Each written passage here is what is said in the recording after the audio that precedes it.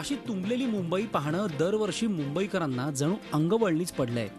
यामुळे बंद पडलेले रस्ते, वाहतूक कोंडी, घरं, दुकानांमध्ये गेलेलं पाणी, दरवर्षीच्या पावसाळ्यातलं हे चित्र।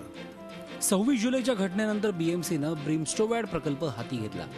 यातील बरीचशी कामं अपूर्णावस्थेत असली तरी काही कामं पूर्ण झाली आहेत। जसं यावर्षी वरळीतील लवग्रो आणि क्लीव्हलँड ही 2 पंपिंग स्टेशन सुरू होणार असल्याने दादर पश्चिम ते 7 रस्त्यापर्यंतच्या परिसरात पाणी तुंबणार नाहीये। एकाच आठवड्यामध्ये 2 पंपिंग स्टेशनची आपण उद्घाटन करतो आहोत, लवग्रो आणि क्लीव्हलँड। त्यामुळे मला असं वाटतं की दादर पश्चिमपासून ते 7 रस्ता की जिथे नेहमीच पाणी साचतं, ह्या वेळेला त्या ठिकाणी कोणत्याही परिस्थितीमध्ये पाणी साचणार नाही। मागील वर्षी बीएमसीनं पाणी साचण्याची 214 ठिकाणं जाहीर केली होती।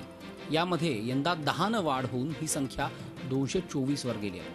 के पश्चिम वॉर्ड म्हणजे जुहू, विलेपार्ले, अंधेरी भागामध्ये सर्वाधिक 19 ठिकाणी पाणी साचणार आहे। एम पूर्व म्हणजे गोवंडी, देवनार, मानखुर्द या भागामध्ये 17 ठिकाणी पाणी साचणार आहे। एच पूर्व म्हणजे सांताक्रूज, बांद्रा पूर्व, खार पूर्व भागामध्ये 14 ठिकाणी पाणी साचणार आहे। पाण्याचा निचरा होण्याचं सुद्धा निसर्गावरती मुंबई शहरामध्ये अवलंबून जावं लागतं।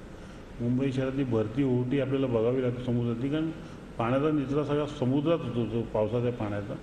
त्यामुळे कधी कधी असं होतं की जेव्हा भरती असेल त्यावेळेला जर पाणी साचलं तर पाणी खाली यायला थोडा वेळ लागतो आणि त्यामुळे तो वेळ लागू शकतो। बाकी पाणी कुठे अडणार नाही याची आपण पूर्ण दक्षता घेतलेली आहे। या सर्व ठिकाणी पाणी उपसा करण्यासाठी पंप बसवले जाणार असले तरी मोठ्या पावसात त्याचा काहीही उपयोग होत नसल्याचा अनुभव मुंबईकरांना आहे।